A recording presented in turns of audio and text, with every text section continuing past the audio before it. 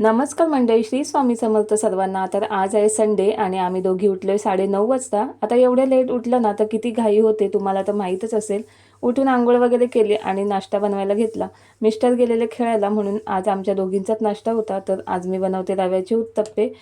सकाळी सकाळी मच्छीवाली आली होती, तिच्याकडे खेकडे घेतले होते आणि हे दही मी रात्रीच जमवण्यासाठी ठेवलं होतं, पण 8-9 तास झालेत पण ते चांगलं काही जमलंच नव्हतं।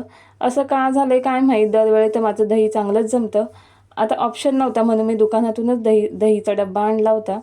आता ते काढेपर्यंत पिलूला तर दमच निघत नव्हता। आजकाल ना तिला पदार्थांच्या चवी खूप छान समजायला लागल्यात।